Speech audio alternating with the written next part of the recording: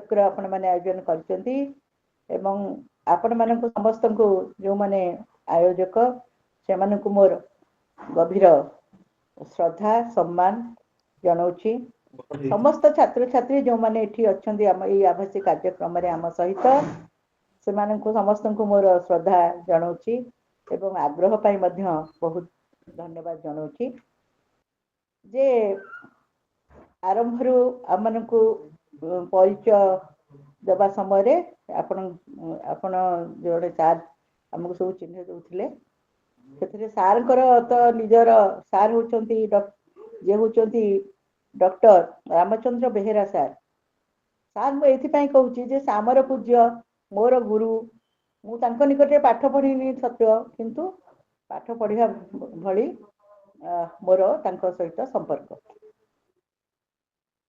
इंग्राजी भाषा साहित्य विभाग हेले भी ओडिशार ओडिशा माटी ओडिशार प्रत्येक जिनस निजर गाँ सब किसी को भल पाइबा मुझे परवर्ती पर्यायर कहबी आरंभ रु आपण मानक समस्त को मोर श्रद्धा कृतज्ञता जनाऊँची परिचिति भितर तो कहले सार मु प्रोफेसर विष्णुप्रिया ओता अध्यापक भाव विभिन्न सरकारी महाविद्यालय मानकरे मु जॉइन करथिली तापरे रेभेन्सा को जाइथिली रेभेन्सा विश्वविद्यालय हला परे मु पुणी फेरी आसथिली उत्कल विश्वविद्यालय को ये हला मोर चाकरी रो कथा किंतु आज जेहेतु आम गोटे सारस्वत समूह बसीचु तेणु मोर आपण मैंने जानी नाहंती टिके मु जणाइबा उचित मने करूची मोर सृजनशीलता होची गप कविता एसबुरे मु एते बेसी प्रतिष्ठित नुहे किंतु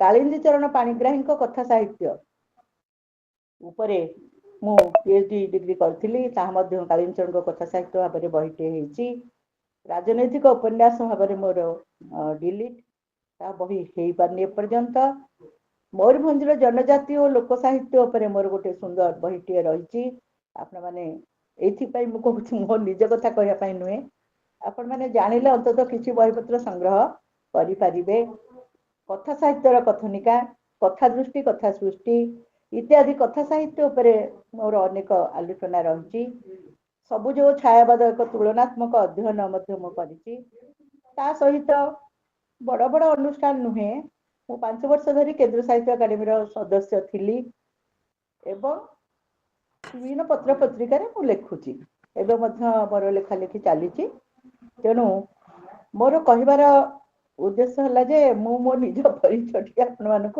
पिला मानक देली कारण से मो वही संग्रह कर पढ़े विशेषकर कालिंदी पाणिग्राही उपरे तांकर विषय रही कालिंदी चरण पाणिग्राही उपरे मांसर विलाप माट्य मनीष इत्यादि तेणु से बही से संग्रह करेंगे फ्रेंड्स पब्लिशर छापी से बही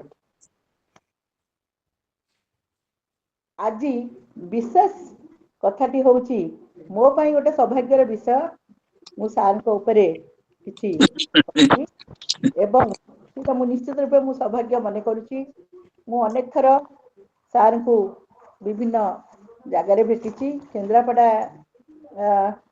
कॉलेज रे भी सार थिला बेले मु देखि नै मु मन पकई पारनी कारण मु भेट होइतरा एची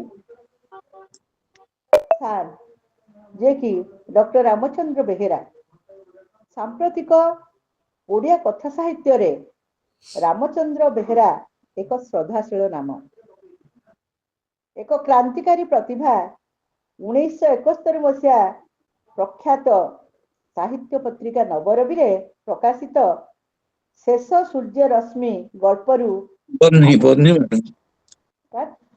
शेष सूर्य बन्ही शेष सूर्य बन्ही शेष सूर्यर गल्परू आरंभ होइथिबा कथाकारंकर एई यात्रा आधुनिक ओडिया कथा साहित्यर अर्ध शताब्दी इतिहास फकीर मोहन सेनापति गोपीनाथ महांती मनोज दास परे रामचंद्र बेहेरा एमिति जने कथाकार जी पाठकर अवचेतन को आच्छन्न करी रखिबार कुहुकीय कौशल प्रयोग करी जानती चरित्र मानकर दुर्भाग्य असहायता मानसिक विपर्यस्तता आशा आकांक्षा अभिप्सा आदि दृष्टिभंगी और चरित्र मानकरे नाटकीय उत्कंठापूर्ण गतिशीलतारे समृद्ध। रामचंद्र बेहेरांकर धूसर पांडुर विवर्ण पृथ्वीर कंकाळकू से सुंदर भावरे सजई पारती। सेटा तांकर गोटे बड़ विशेषत्व।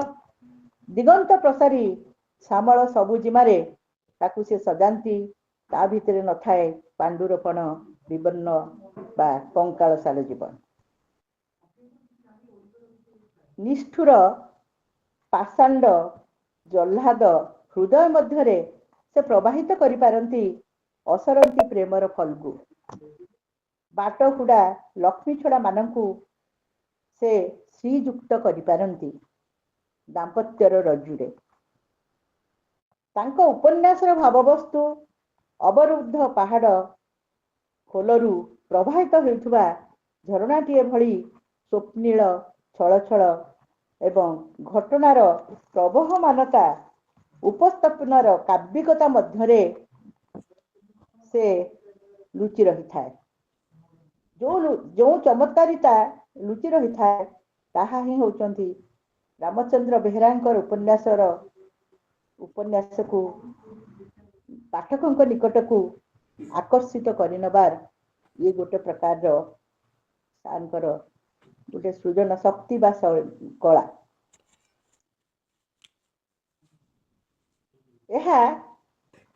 रचना गुड़िक पाठ कले आत्महरा करे अभिभूत कर दिए।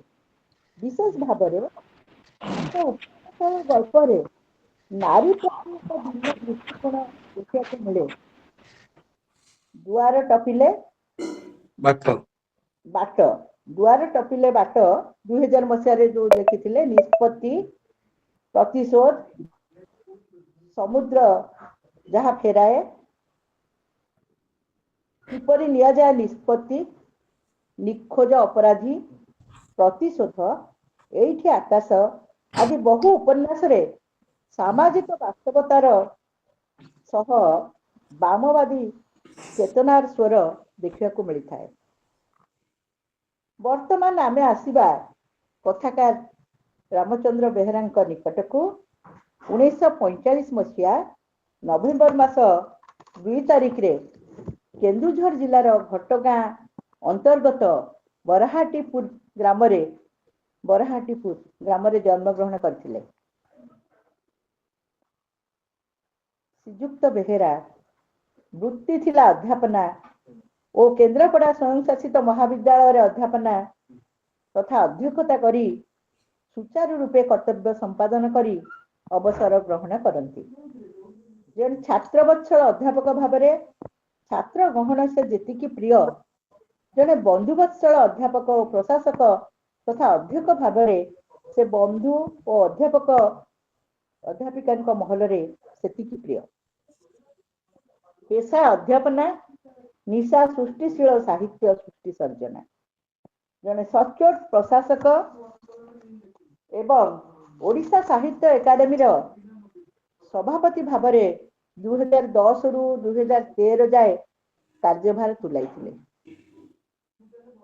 जने मिष्टभाषी हस हस देवप्रतिम श्रद्धाशील व्यक्ति भावरे जीवन को गभीर भावरे अनुध्यान करिथिबा एही विशिष्ट कथाकारंकर 26 वर्ष बयस रे 1971 मसीह रे प्रकाश पाए कलिकता प्रकाशित नवरवि पत्रिका रे सूर्यर बन्ही प्रथमे ओडिया संभ्रांत पत्रिका रे गल्प प्रकाशित एवं 1972 द्वितीय श्मशान समय द्वितीय श्मशान सर 1900 द्वितीय श्मशान प्रकाश पाए एवं ताको अग्रदूत प्रकाश करते मैडम 76 मसीहा 76 सर। हाँ सेटा को मु भूल 72 76 71 माने 74 सर। द्वितीय श्मशान प्रकाश पाए 1976 रे अग्रदूत सेठी ताको प्रकाश करचंती एवं समुदाय 20ଟି ଗଳ୍ପକୁ ନେଇ ରଚିତ ଏହା ତାଙ୍କୁ ଓଡ଼ିଆ କଥା ସାହିତ୍ୟରେ ପ୍ରତିଷ୍ଠା ଦିଏ। ପାରମ୍ପରିକ ଗଳ୍ପ ଠାରୁ ନିଆରା ଗଳ୍ପ ଗୁଡ଼ିକ ସବୁ ଏବଂ ଏଇ ନିଆରା ସ୍ୱାଦପଣ ନେଇ ଗଳ୍ପ ସବୁ ରଚନା କରୁଥିବା ରାମଚନ୍ଦ୍ରଙ୍କ ପ୍ରଥମ ପର୍ଯ୍ୟାୟର ଗଳ୍ପ ଗୁଡ଼ିକ ସମ୍ପର୍କରେ ସେ ନିଜେ କହନ୍ତି, ମୁଁ ସଚେତନ ଯେ ସୃଷ୍ଟିର ବିବିଧତା ଓ ବ୍ୟାପକତା ଦୃଷ୍ଟିରୁ ଗଳ୍ପ ଗୁଡ଼ିକ ପ୍ରତିଫଳିତ ହୋଇଥିବା ଅନୁଭୂତିର କଥା ସୀମିତ ଭାବରେ ଜଣାପଡ଼େ। ତେବେ ପ୍ରତ୍ୟେକ ଗଳ୍ପରେ ନୂତନ ଅନୁଭୂତି ଓ ଚମକପ୍ରଦ ଗଳ୍ପ ଜରିଆରେ ଏହାକୁ ବିଶ୍ୱସ୍ତତାର ସହିତ ରୂପ ଦେବାକୁ ମୁଁ ଆନ୍ତରିକ ଉଦ୍ୟମ କରିଛି।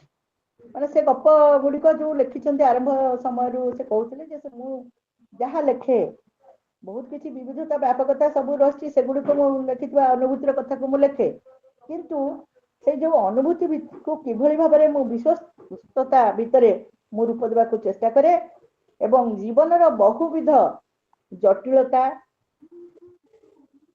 ଆକାଂକ୍ଷା ସୁଖ ଆକାଂକ୍ଷା କରୁଥିବା ମଣିଷଟି କିଭଳି ସମୟ ସ୍ରୋତରେ ଅସହାୟ ହୋଇ ପଡ଼େ,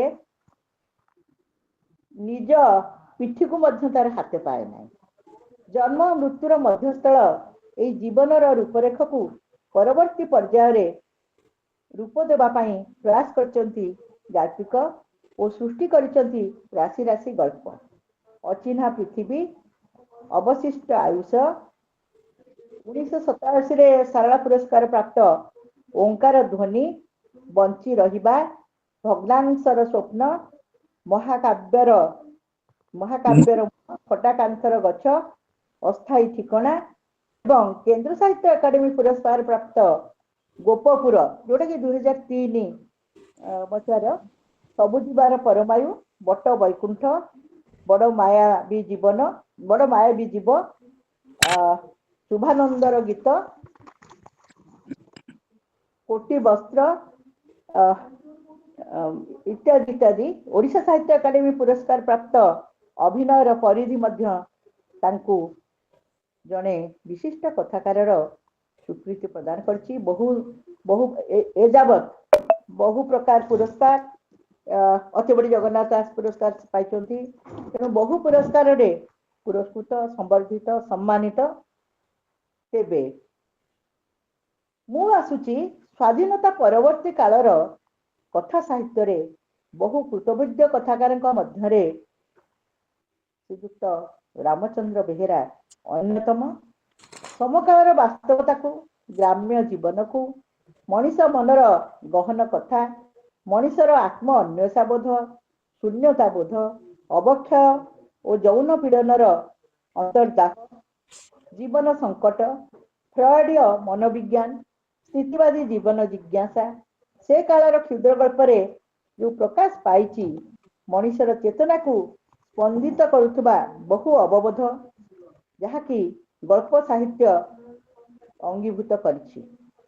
ତେଣୁ ସାର୍ ମଧ୍ୟ ସେଇ 1950 ପରବର୍ତ୍ତୀ ସମୟର ଏଇ ଯୋଉ ପ୍ରକାରର ଟ୍ରେଣ୍ଡ ବା ଯୋଉ ପ୍ରକାରର ଗାଳ୍ପିକ ମାନଙ୍କ ଯୋଉ ମାନସିକତା ବା ଯୋଉ ଥିଲା, ସେଥିରେ ସାର୍ ମଧ୍ୟ ସେଇଭଳି ଭାବରେ ତାଙ୍କର ସୃଷ୍ଟି ସର୍ଜନାକୁ ଆମ ନିକଟରେ ପହଞ୍ଚେଇଛନ୍ତି। ତେବେ ସମାଜର ବିବିଧ ଘଟଣା ଓ ବିବିଧ ଚରିତ୍ର ପରିଧିକୁ ସମ୍ପ୍ରସାରିତ କରିଛନ୍ତି। ସମାଜ ବାସ୍ତବତାର କଥା ସାହିତ୍ୟକୁ ରୁଦ୍ଧିବନ୍ତ କରିଛନ୍ତି। ମଣିଷର ଉତ୍ତରଣ ଓ ଅଧପତନର ଚିତ୍ରରେ ଚିତ୍ରିତ ହୋଇଛି କଥା ସାହିତ୍ୟ, ଯୋଉଥିରେ କି ସାରଙ୍କର ଗଳ୍ପ ଗୁଡିକ ମଧ୍ୟ ଅନ୍ତର୍ଭୁକ୍ତ। ଛାତ୍ରାବସ୍ଥାରୁ ସର୍ଜନଶୀଳ ପ୍ରଥମ କବିତା ଦ ସୁଇ ରୋମ୍ ତାଙ୍କର ପ୍ରଥମ କବିତାରୁ ହିଁ ଆରମ୍ଭ କରିଛନ୍ତି ତାଙ୍କର ଯୋଉ ସୃଷ୍ଟି, ଯୋଉଠିକି କବିତା ଏବଂ ତାର ପରବର୍ତ୍ତୀ ସମୟରେ ନବରୂପରେ ପ୍ରକାଶିତ ଗଳ୍ପ। ତେଣୁ 1971 ମସିହାରୁ ଇଂରାଜୀ ବିଭାଗର ଅଧ୍ୟାପକ କେନ୍ଦ୍ରାପଡ଼ା କଲେଜ ଏବଂ ସେଥିରେ ଆମେରିକାରେ ଉପନ୍ୟାସ ଉପରେ PhD କରି ଡକ୍ଟରେଟ୍ ଲାଭ କରିଥିଲେ।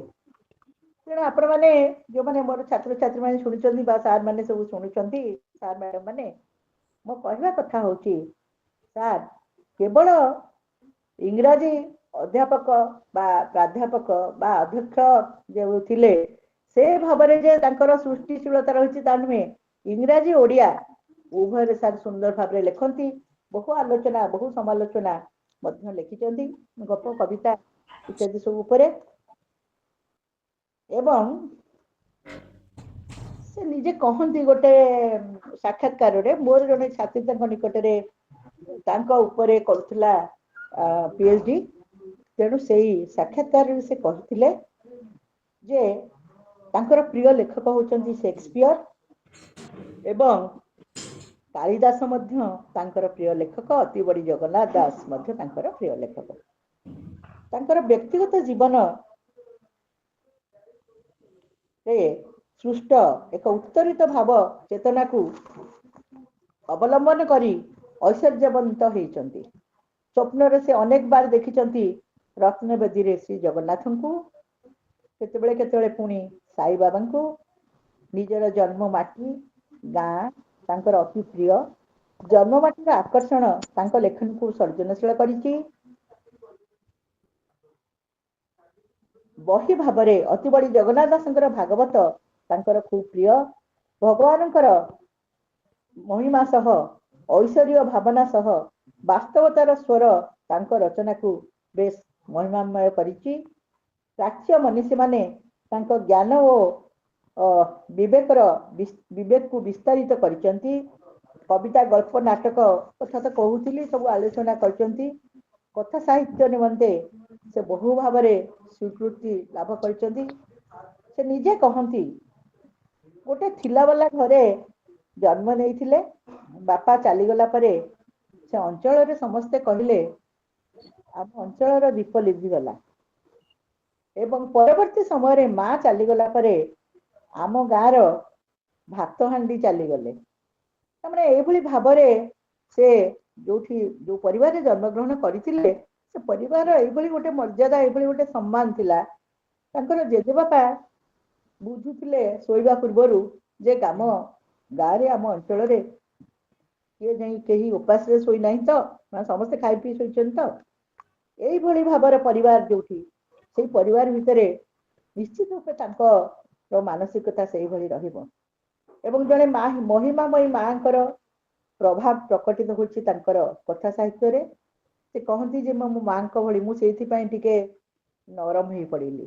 ସାର୍ଙ୍କର ବ୍ୟବହାର, ତାଙ୍କର ଅମାୟିକ କଥାବାର୍ତ୍ତା, ସାର୍ଙ୍କର ହସ ଭିତରେ ତାଙ୍କ ଜନ୍ମଦାତ୍ରୀ ମାଙ୍କର ଏ ଗଭୀର ପ୍ରଭାବ ରହିଛି, ସେ କଥାଟାକୁ ସେ ସ୍ୱୀକାର କରିଛନ୍ତି।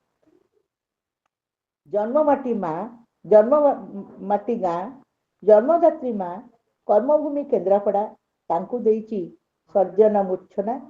ସେ ଯାହା ଦେଖିଛନ୍ତି ଅନୁଭବ କରିଛନ୍ତି ତାରି ବାସ୍ତବତାକୁ ଅନ୍ତରରେ ପରଖିଛନ୍ତି ଓ କଥାରେ ରୂପ ଦେଇଛନ୍ତି।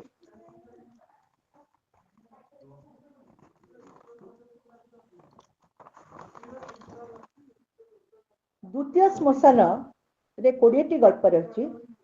ଭାବ ଚେତନା, ମଣିଷର ବିପନ୍ନ ମନସ୍ତତ୍ଵ, ଯୌନାକାଂକ୍ଷା, ସାମ୍ୟବାଦୀ ଭାବନା, ସ୍ଥିତିବାଦୀ ଚେତନା, ମାନବବାଦୀ ବିଚାର ଗଳ୍ପ ଗୁଡ଼ିକୁ ପ୍ରାଣବନ୍ତ କରିଛି। ତେଣୁ ତାଙ୍କର ସବୁ ଗପକୁ, ଯଦିଓ ଗଳ୍ପ ଗୁଡ଼ିକ ଉପରେ ଆଲୋଚନା ଟା ବେଶୀ ଭଲ ଲାଗନ୍ତା ଆପଣମାନଙ୍କୁ, କିନ୍ତୁ ସବୁ ସଂକଳନର ସବୁ ଗପରୁ ଗୋଟେ ଯୋଡ଼େ ଗପ, କିଛି ଗପ ଉପରେ ମୁଁ କହିବି। ଦ୍ୱିତୀୟ ସଂକଳନ ଅଚିହ୍ନା ପୃଥିବୀରେ ଅଛି ସମୁଦାୟ 16ଟି ଗଳ୍ପ। ଗଳ୍ପ ଗୁଡ଼ିକ ଜୀବନଧର୍ମୀ, ବାସ୍ତବତାର ଭାବ ବଳୟ ବର୍ଣ୍ଣନାରେ ପାଟବତା, ସାର୍ବଜନୀନତା ଏବଂ ମାନବିକ ସମ୍ବେଦନା ଏବଂ ମନସ୍ତାତ୍ତ୍ୱିକ ଚିତ୍ର ପ୍ରଦାନ କରିଛନ୍ତି ଗାଳ୍ପିକ। ତୃତୀୟ ସଂକଳନଟି ହେଉଛି ଅବଶିଷ୍ଟ ଆୟୁଷ, ଯୋଉଟା କି ଫ୍ରେଣ୍ଡସ୍ ପବ୍ଲିସର୍ସ କି ପ୍ରକାଶକ ଛାପିଛନ୍ତି 1982 ମସିହାରେ। ସେଥିରେ ରହିଛି ଉତ୍ତରଣ, ରହିଛି ସୂକ୍ଷ୍ମାତି ସୂକ୍ଷ୍ମ ଭାବନା ଏବଂ ସେଇ ଭାବସତ୍ତାର ଆତ୍ମପ୍ରକାଶ ଲାଭ କରିଛି। ଏବଂ ଏଥିରେ ରହିଛି 10ଟି ଗଳ୍ପ। ଜୀବନ ପ୍ରତି ପ୍ରଗାଢ଼ ଅନୁରକ୍ତି, ମନ୍ମୟ ରୂପ ଲାଭ କରିଛି। ଯେମିତି ତାଙ୍କର ଗୋଟେ ଗପ ହଉଛି ରହିଛି ଶୋଷ। ଶୋଷ ଗପଟି ଆମୂଳଚୂଳ ପଢିଲା ପରେ ମନେ ହୁଏ ଯେ ଗୋଟେ ଲୋଭକୁ, ସେଠି ଶୋଷ ଯୋଉ କଇଁଚର କଥା ସେ କହୁଛନ୍ତି, କଇଁଚ ରହିଛି ପାଣି ପିଇ ପାରୁନି ଇତ୍ୟାଦି, ଯୋଉ ଲୋଭ ଭାବ ମଣିଷ ଭିତରେ ଯୋଉ ଗୋଟେ ଲୋଭ ତାକୁ ବହୁ ସମୟରେ ଘାରିଥାଏ, ତାକୁ ବହୁ ସମୟରେ ଗ୍ରାସ କରେ, ସେଇ ଆତ୍ମପ୍ରକାଶ ଲୋଭର ସେ ପ୍ରକାଶ କରିଛନ୍ତି ଗପ ଭିତରେ। ଏବଂ ସାରଳା ପୁରସ୍କାର ପ୍ରାପ୍ତ, ଯୋଉଟା କି ଫ୍ରେଣ୍ଡସ୍ ପବ୍ଲିସର୍ସ ଛାପିଥିଲେ 1987 ମସିହାର ଓଙ୍କାର ଧ୍ୱନି ଗଳ୍ପ, ଯୋଉଥିରେ କି ଗଳ୍ପର ଏଇଠି ଉତ୍ତରଣ ଦେଖାଦେଇଛି ଏବଂ ଗୋଟେ କିଭଳି ଭାବରେ ଗୋଟେ ଉତ୍ତରଣ ଦେଖାଦେଇଛି। ନିପାରିଲା ସ୍ୱାମୀ, ସୁନ୍ଦରୀ ସ୍ତ୍ରୀଟିଏ, ତା ଭିତରେ କିଭଳି ସବୁବେଳେ ଗୋଟେ ମାନସିକ ଭାବରେ ଇଏ ରହୁଛି, ସେ ସ୍ୱାମୀକୁ ସବୁ ସମୟରେ ବହୁତ ପରିମାଣରେ ଭର୍ତ୍ସନା କରୁଛି, କେତେବେଳେ କଣ କହିଲାଣି। ଏବଂ ତାରି ଭିତରେ ମଧ୍ୟ ଯେତେବେଳେ ସ୍ୱାମୀ ଚାଲି ଯାଉଛନ୍ତି, ସେ ସେତେବେଳେ ସବୁ କଥାକୁ ଅନୁଭବ କରୁଛି, ମନେ ପକଉଛି। ଏବଂ ସବୁଠୁ ବଡ କଥା ବି ହଉଛି ଯେ ମଣିଷ ଯାହା ହେଲେ ବି ସେ ଜୀବନରେ ବଞ୍ଚି ରହିବ, ଯୋଉଟା କି ସାରଙ୍କର ବିଶେଷତ୍ୱ ବା ବାର୍ତ୍ତା, ଯେ କୌଣସି ପ୍ରକାର ପରିସ୍ଥିତିରେ ବି ମଣିଷ ଭାଙ୍ଗି ନ ପଡି, ବହୁ ପ୍ରକାର ଦୁଃଖ ଆସିବ, ଯନ୍ତ୍ରଣା ଆସିବ, ଅସୁବିଧା ଆସିବ, ଜୀବନ ଏବଂ ମୃତ୍ୟୁ ଭିତରେ ଯୋଉ ଜୀବନ, ଜନ୍ମ ଆଉ ମୃତ୍ୟୁ ଭିତରେ ଯୋଉ ଜୀବନ, ତା ଭିତରେ ସୁଖ ବି ଆସିବ, ଦୁଃଖ ବି ଆସିବ, ଭଲ ସମୟ ଆସିବ, ମନ୍ଦ ସମୟ ଆସିବ, କିନ୍ତୁ ତାରି ଭିତରେ ସାହସର ସହ ଜୀବନକୁ ଅତିକ୍ରମ କରିବାର ଅଛି। ସବୁବେଳେ ବିଭିନ୍ନ ପ୍ରକାର ଦୁର୍ଘଟଣାକୁ, ଦୈବିକ ବିପାକକୁ, ସବୁ କିଛିକୁ ସହ୍ୟ କରି ମଣିଷ ଆଗକୁ ଯିବା ହିଁ ହଉଛି ପ୍ରକୃତ ଜୀବନ, ଆଗକୁ ଚାହିଁବା ହିଁ ଜୀବନ। ତାହା ହିଁ ହଉଛି ମତେ ମନେ ହୁଏ ସାରଙ୍କର ଗଳ୍ପର ସ୍ୱର। ଏବଂ କେନ୍ଦ୍ର ସାହିତ୍ୟ ଏକାଡେମୀ ପୁରସ୍କାର ପ୍ରାପ୍ତ 2003ରେ ଯୋଉଟା କି ବିଦ୍ୟା ପ୍ରକାଶନ କରିଥିଲା ଗୋପପୁର, ତାର ଗୋପପୁରର କଥା କହିଲେ ଯେ ଗୋପପୁର, ସାଧାରଣତଃ ଗୋପପୁର କହିଲା ବେଳକୁ ଆମେ ଆସୁଛି ଆମ ମନ ଭିତରକୁ ସେଇ ଶ୍ରୀକୃଷ୍ଣର କଥା, ସେଇ ଗୋପୀ ମାନଙ୍କର କଥା, ଗୋପପୁରର କଥା। କୋଇଲ କେଶବ ଯେ ମଥୁରାକୁ ଗଲା, କେଶବ କୋଇଲିକୁ ପଢିଲା ବେଳେ ଆମେ ସେଇ ଗୋପପୁର ବି ଆମ ଭିତରକୁ ଆସୁଛି। କିନ୍ତୁ ଏହା ହଉଛି ସେଇ ମିଥ୍ କୁ ଆଣି ସାମ୍ପ୍ରତିକ ଯୋଉ ବାସ୍ତବ ଜୀବନ ଭିତରେ, ବାସ୍ତବ ଜୀବନ ଶୈଳୀ ଭିତରେ ତାକୁ ନେଇଛନ୍ତି ସୁନ୍ଦର ଭାବରେ, ଗୋଟେ ମିଥ୍ ଧର୍ମୀ ନାମକରଣ କରିଛନ୍ତି ଗୋପପୁର। ଏବଂ ଗୋପପୁରର ନାୟକ ନିରାକାର କିଭଳି ଅନ୍ଧକାର ରାତ୍ରିରେ ପତ୍ନୀ ଚିତ୍ରାଙ୍କ ସହ ସାମ୍ନା କରୁଥିଲେ, ସତେ ଯେମିତି ଗୋଟାଏ ବିରାଟ ବିପର୍ଯ୍ୟୟ, ଯେମିତି ଶ୍ରୀକୃଷ୍ଣ ଜନ୍ମ ହେଲା ବେଳେ ଗୋଟେ ବିରାଟ ବିପର୍ଯ୍ୟୟ ଏବଂ ଗୋଟେ ଭୟାତୁର ଭାବ, ଗୋଟେ ପରିବେଶ ଥିଲା, ଅନୁରୂପ ଭାବରେ ନିରାକାରଙ୍କୁ ସେଇ ଶ୍ରୀକୃଷ୍ଣଙ୍କର ପିତା କିଏ, ସେ ବାସୁଦେବ, ବାସୁଦେବଙ୍କ ଯୋଉ ପିତୃ ହୃଦୟର ମାନସିକତା ସହିତ ଯେମିତି ଏଠି ହେଇଛନ୍ତି ଲେଖକ। ଏଠିରେ ଗାଳ୍ପିକ ଯେମିତି ଦିନେ ମଥୁରାର ବନ୍ଦିଶାଳାରୁ ବାସୁଦେବଙ୍କର ପିତୃ ହୃଦୟ ହାହାକାର କିଭଳି କରି ଉଠୁଥିଲା, ସେଇ ବସୁଦେବଙ୍କର ବାତ୍ସଲ୍ୟ ପ୍ରୀତି ସହ ନିରାକାରର ସନ୍ତାନ ପ୍ରତି ଥିବା ପ୍ରଗାଢ ବାତ୍ସଲ୍ୟ ପ୍ରେମକୁ ସେ ସଂଯୋଜିତ କରିଛନ୍ତି। ଗାଳ୍ପିକଙ୍କ ଭିତରେ ସୃଜନଶୀଳତା, କଳ୍ପନା ପ୍ରବଣତା, ମୂଲ୍ୟବୋଧ ପ୍ରତି ଆଦର, ମଣିଷକୁ ଭଲ ପାଇବା ଓ ଜୀବନ ପାଇଁ ଅଙ୍ଗୀକାର ହିଁ ଏହି ଗଳ୍ପଟିର ଭାବବିନ୍ଦୁ। ଅସହାୟ ଅବସ୍ଥାରେ ପଡି ମଧ୍ୟ ଭାଙ୍ଗି ପଡିନାହିଁ, ବିଧିବଦ୍ଧ ଭାବରେ ସଂକଳ୍ପ କରିଛି ନଦୀ ପାର ହେବା ପାଇଁ। ଏଠୁ ନଦୀ ମଧ୍ୟ ଗୋଟେ ପ୍ରତୀକାତ୍ମକ ଭାବରେ ଏଠି ନଦୀ ପାର ହେବାର କଥା କହିଛନ୍ତି ଲେଖକ। ସେଥିପାଇଁ ସେ ମୃତ୍ୟୁକୁ ମଧ୍ୟ ଭୟ କରିନାହିଁ। ଗୋଟିଏ ଦର୍ପିତ ସ୍ପର୍ଦ୍ଧାରେ ଡଙ୍ଗା ଉପରକୁ ଉଠି ଯାଉଥିଲା ନିରାକାର, ଭରା ନଈରେ ମିଲି ଦେଇଥିଲା ଡଙ୍ଗା। ମଣିଷର ଆତ୍ମବିଶ୍ୱାସ, ମାନସିକତାର ଚିତ୍ର ଅତି ମାର୍ମିକ ଭାବରେ ଉତ୍କୀର୍ଣ୍ଣ ହୋଇଛି ଗଳ୍ପଟି ଭିତରେ। ସବୁ ପ୍ରତିକୂଳ ପରିସ୍ଥିତି ଓ ସମସ୍ୟା ସହିତ ଲଢେଇ କରି ବା ହେଉଛି ଅସ୍ତିତ୍ୱର ପରିଚୟ। ଗୋପପୁର ଗଳ୍ପଟି ତାର ଏକ ସାର୍ଥକ ପ୍ରତିଲିପି। ତେବେ ସାର୍ଙ୍କର ଯୋଉ କହୁଥିଲି ଥରେ ସାର୍ଙ୍କ ସହିତ ଯୋଉ ସାକ୍ଷାତକାରରେ ସାର୍ ଯାହା ଯାହା ସବୁ କହିଥିଲେ, ରାମଚନ୍ଦ୍ର ବେହେରା ତାଙ୍କୁ ପଚରା ଯାଇଥିଲା, ଗୋପପୁର କେନ୍ଦ୍ର ସାହିତ୍ୟ ଏକାଡେମୀ ପୁରସ୍କାର ଲାଭ କରିଛି, ଏହି ଚର୍ଚ୍ଚିତ ଗଳ୍ପର ପରିକଳ୍ପନାର ସ୍ୱର କଣ, କଳ୍ପନା ନା ବାସ୍ତବତା? ହସି ଦେଇ ଉତ୍ତର ଦେଇ ସାର୍ କହିଥିଲେ, ଶ୍ରୀଯୁକ୍ତ ବେହେରା, ମୁଁ ମୋର ଜଣେ ବନ୍ଧୁ ଗୋଟେ ଗ୍ରାମକୁ ଯାଉଥିଲୁ, ଆମକୁ ପାଖରେ ଥିବା ଲୁଣା ନଈ ପାର ହେବା ପାଇଁ ପଡିଥିଲା। ମୋ ସାଙ୍ଗକୁ ମୁଁ ପଚାରିଲି, ନଈ ଆର ପାଖରେ ଥିବା କୌଣସି ବ୍ୟକ୍ତିର ଯଦି ଅଧା ରାତିରେ ଜରୁରୀ କାମ ପଡେ ସେ କିପରି କେନ୍ଦ୍ରାପଡା ସହରକୁ ଆସିବ? ହୁଏତ ସେତିକି ବେଳେ ନାଉରୀ ତ ନଥିବ। ବନ୍ଧୁଙ୍କର ନିର୍ଲିପ୍ତ ଉତ୍ତର ଥିଲା, ସେ ଲୋକଟି ମରିଯିବ ନିଶ୍ଚୟ। ଏଇ କଥାଟି ମୋ ଠାରେ ଆଲୋଡ଼ନ ସୃଷ୍ଟି କରିଥିଲା। ଏହା ହିଁ ଗୋପପୁର ଗଳ୍ପର ବାସ୍ତବତା। ମୁଁ ଏଇଠି ଟିକେ ମନେ ପକେଇ ଦଉଛି, ଯେହେତୁ କାଳିଚରଣ ପାଣିଗ୍ରାହୀଙ୍କ ଉପରେ ମୁଁ କାମ କରିଥିଲି। ତାଙ୍କୁ ଥରେ ମୁଁ ଗୋଟେ ଗବେଷିକା ଭାବରେ ପ୍ରଶ୍ନ କରିଥିଲି ଯେ ଆପଣ ମାଟିର ମଣିଷ ଭଳି ଏତେ ମାତ୍ରାରେ ଆପଣଙ୍କୁ ସେ ମର୍ଯ୍ୟାଦା ପ୍ରଦାନ କଲା, ସେଭଳି ଉପନ୍ୟାସଟିକୁ ଲେଖିବା ପାଇଁ ଆପଣ କାହିଁକି ଭାବିଲେ ବା କୋଉ ପ୍ରକାର ମାନସିକତାରୁ ଆପଣ? ସେ କହିଲେ, ମୁଁ ସେତେବେଳେ କାମ କରୁଥିଲି ଯୋଉ ସମବାୟ ବିଭାଗରେ, ମୋର ବୋଝ ମୁଣ୍ଡେଇ ଲୋକଟିଏ ଯାଉଥିଲା, ଗୋଟେ ଜଣେ ମୋର ସବୁ ଜିନିଷ ପତ୍ର ନେଇକି ଯାଉଥିଲା, ବୋଧେ ଷ୍ଟେସନ ପାଖରେ ଛାଡିବାକୁ କି କୋଉଠି ଛାଡିବା ପାଇଁ। ସେତେବେଳେ ମୁଁ ତାକୁ ପଚାରୁଥିଲି ତା ଘର ପରିବାର କଥା। ସେତେବେଳେ ସିଏ କହିଲା ଯେ ଆମେ ଦି ଭାଇ, ବାପା କହିଥିଲେ ଯେ ତୁ ବଡ ଭାଇ ତୁ ସାନକୁ ଦେଖିବୁ, ଇତ୍ୟାଦି ଇତ୍ୟାଦି ଯାହା ସବୁ ସେ କହିଥିଲା, ସେଇଥିରୁ ମୋ ମନ ଭିତରେ ଆସିଲା ଯେ ଘର ମଝିରେ ପାଚିରି ଉଠିବ ନାହିଁ କି ବିଲ ମଝିରେ ହିଡ଼ ଉଠିବ ନାହିଁ, ଏଇ ଯୋଉ ଭାବନା ଦି ଭାଇ ଅଲଗା ହେବେନି, ସେଇ ଯୋଉ ଏକାନ୍ନବର୍ତ୍ତୀ ପରିବାର ତା ରହୁ ଭାଙ୍ଗି ନ ପଡୁ, କାରଣ ସେଇ ସମୟକୁ ସବୁ ଆସିଲାଣି। ମୋର ମନେ ପଡିଲା ଡକ୍ଟର ରାମଚନ୍ଦ୍ର ବେହେରା ସାରଙ୍କର ଏଇ ଯୋଉ ହସିକି ଏଇ ଯୋଉ କଥାଟି କହିଥିଲେ, ତାଙ୍କ ଗଳ୍ପଟାର ସେଇଠୁ ସେ ପାଇଛନ୍ତି ସତେ ଯେମିତି ଥିମ୍ ବା ଗୋଟେ ବିଷୟ ତାଙ୍କ ମନକୁ ବେଶୀ ଭାବରେ ହଲଚଲ କରିଛି ବା ଆକ୍ରାନ୍ତ କରିଛି।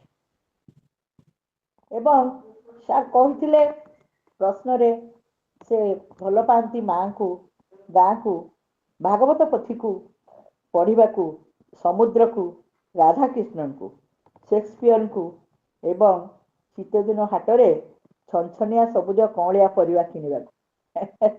ବହୁତ ସୁନ୍ଦର ଭାବରେ ତାର ଉତ୍ତର ଦେଇଥିଲେ। କାହାକୁ ଆପଣ ମୋଟରୁ ଭଲ ପାଆନ୍ତି ନାହିଁ, କପଟତାକୁ ମୁଁ ଭଲ ପାଏନି, ସେଥିପାଇଁ କପଟାଚାର କିମ୍ବା ଆତ୍ମ ପ୍ରବଞ୍ଚନାକୁ ମୁଁ ଘୃଣା କରେ, ତାହା ହିଁ ମୋର ସୃଜନଶୀଳତା।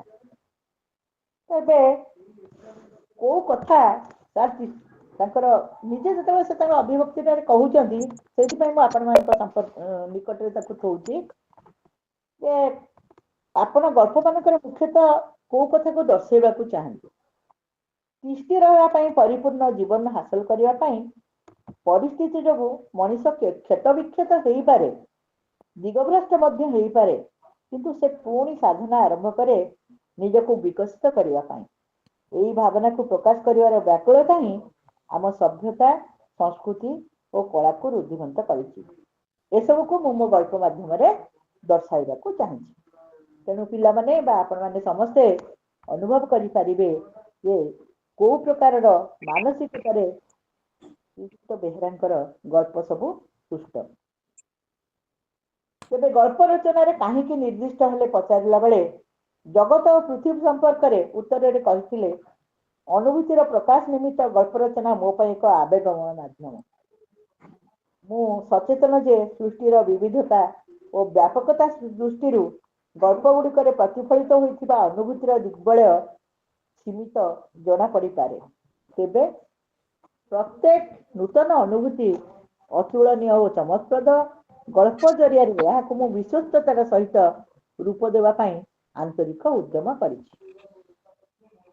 ତେବେ ସାରଙ୍କର ଅନେକ ଗଳ୍ପର ଭାବବିନ୍ଦୁ ହେଲା ବଞ୍ଚିବା ପାଇଁ ସଂଘର୍ଷ। ବଞ୍ଚିବାର ସଂଘର୍ଷ ଉତ୍ତରରେ କହିଥିଲେ ନିଜେ ଡକ୍ଟର ବେହେରା, ବଞ୍ଚିବାର ସଂଘର୍ଷ ମୋ ଗଳ୍ପର ଭାବବିନ୍ଦୁ। ଏହା ମୋ ଗଳ୍ପର ବିବିଧ ଚରିତ୍ର ଓ କଥାବସ୍ତୁରେ ପ୍ରତିଫଳିତ। ମଣିଷର ପ୍ରଥମ ଆବଶ୍ୟକତା ନିଜ ସ୍ଥିତିକୁ ପ୍ରତିରକ୍ଷା ଯୋଗାଇବା, ତିଷ୍ଠି ରହିବା। କେତେ ସଂଘର୍ଷ ଦରକାର ଏଥିପାଇଁ। ଆହୁରି ମଧ୍ୟ କିଛି ପାର୍ଥିବ ଜଗତର ଆବଶ୍ୟକତା ପୂରଣ କରିବା। ମଣିଷଟିଏ ବଞ୍ଚିବ ଭଲରେ, ଅଭାବ ଅନଟନର ঊର୍ଦ୍ଧ୍ୱରେ। ଏହି ଆବଶ୍ୟକତାର ତାଲିକା ଶେଷହୀନ। ଆବେଗଗତ, ଆଧ୍ୟାତ୍ମିକ ଓ ଆବଶ୍ୟକତା ଓ ବଞ୍ଚିବାର ଆବଶ୍ୟକତା ପ୍ରାଥମିକ। ପୃଥିବୀରେ ମଣିଷ ବସବାସ କରିବା ପାଇଁ ମଣିଷକୁ ସ୍ୱତଃପ୍ରବୃତ୍ତ କେହି କିଛି ଯୋଗାଇ ଦିଏ ନାହିଁ। ଏଥିପାଇଁ ସଂଘର୍ଷ କରିବାକୁ ପଡ଼େ। ପ୍ରତିବନ୍ଧକ ଓ ପ୍ରତିରୋଧ ସତ୍ତ୍ୱେ ମଣିଷ ବଞ୍ଚେ। ଏହା ଆଦୌ ବିସ୍ମୟକର ନୁହେଁ। ଏହା ହିଁ ମୋର ଅନେକ ଗଳ୍ପର ଭିତ୍ତି। ଆଶାବାଦ ଓ ନୈରାଶ୍ୟବୋଧ ଭିତରେ ଜୀବନର ଇଏ ହେଉଛି ଦୁଇଟି ସତ୍ୟର ଅନୁଭବ। ତାଙ୍କୁ ପ୍ରଶ୍ନ ହୋଇଥିଲା, ଆଶାବାଦ ଓ ନୈରାଶ୍ୟବାଦ ସମ୍ପର୍କରେ ଆପଣ କ'ଣ କହିବେ? ଯେହେତୁ ଆଜି ସମୟରେ ସାହିତ୍ୟକୁ ଅଧିକ ପ୍ରଭାବିତ କରୁଛି ମଣିଷର ଜୀବନ ଜୀଇଁବାର ଶୈଳୀ ବା ତାର ଯୋଉ ସାମାଜିକ ବାସ୍ତବତା। ତାର ଉତ୍ତରରେ କହିଥିଲେ, ଆଶାବାଦ ଓ ନୈରାଶ୍ୟବାଦ ଜୀବନର ଦୁଇଟି ସତ୍ୟ ଅନୁଭବ। ଆଶାବାଦରେ ଥାଏ ଶୁଭ ସମ୍ଭାବନା, ନୈରାଶ୍ୟବାଦରେ ଅଶୁଭ ଆଶଙ୍କା ଓ ଉଦ୍ବେଗ। ଆଶାବାଦରେ ଥାଏ ସ୍ଥିତିବାଦୀ ଚେତନା ଏବଂ ନୈରାଶ୍ୟବାଦରେ ଥାଏ ସଂଶୟବୋଧ ବା ନିହିଲିଷ୍ଟ ଯାହାକୁ କୁହାଯାଉଛନ୍ତି ଦୃଷ୍ଟିକୋଣ। ତେଣୁ ଜୀବନକୁ କେତେବେଳେ କେଉଁ ଭାବରେ ଗ୍ରହଣ କରେ, ତାହା ହିଁ ପ୍ରକାଶିତ ଲେଖାର ଭିଜନ ବା ପ୍ରକାଶିତ ଲେଖା ଭିତରେ ରହିଛି। ଜୀବନର ବିପୁଳତା ଦୃଷ୍ଟିରୁ ଭିଜନଟି କେତେବେଳେ ସୀମିତ ହୋଇପାରେ, କିନ୍ତୁ ଏକ୍ସଟ୍ରିମଲି ରେଲିଭେଣ୍ଟ ଜୀବନର କୌଣସି ମଞ୍ଚ କଥାଟି କହିବାକୁ, କୌଣସି ଗୁରୁତ୍ୱପୂର୍ଣ୍ଣ ଘଟଣାକୁ ଅପେକ୍ଷା କରିବାକୁ ପଡ଼େ ନାହିଁ। ଛୋଟ ଛୋଟ ଘଟଣାରେ ମଧ୍ୟ ଜୀବନର ଗୁରୁତ୍ୱପୂର୍ଣ୍ଣ କଥା ପ୍ରକାଶ କରାଯାଇପାରେ। ଜୀବନ ଆଉ ଜଗତ ପ୍ରତି ଦୃଷ୍ଟିଭଙ୍ଗୀ ବିଷାଦପୂର୍ଣ୍ଣ ନା ଆଶାବାଦରେ ପରିପୂର୍ଣ୍ଣ? କେମିତି ଭାବରେ ଲେଖକ ଦେଖିଛନ୍ତି, ଲେଖକଙ୍କର ଉତ୍ତରରେ ସେ କହିଥିଲେ, ମୋ ଜୀବନ ବିଷାଦପୂର୍ଣ୍ଣ। ମୁଁ ଅସହାୟ ଭାବରେ ଦେଖିଛି ଜୀବନ କିପରି ବିକଳାଙ୍ଗ ଓ ଦୂଷିତ ହୋଇଯାଇଛି ଅଗଣିତ ଅନିବାର୍ଯ୍ୟ ଶକ୍ତି ଦ୍ୱାରା। ମଣିଷ ଓ ସୃଷ୍ଟିର ଭବିଷ୍ୟତ ସମ୍ପର୍କରେ ମୁଁ ଆଦୌ ଆଶାବାଦୀ ନୁହେଁ। ତେବେ ଏଇଟା ଥିଲା ଅନେକ ବର୍ଷ ତଳର ସହିତ ଯୋଉ ସାକ୍ଷାତକାରରେ।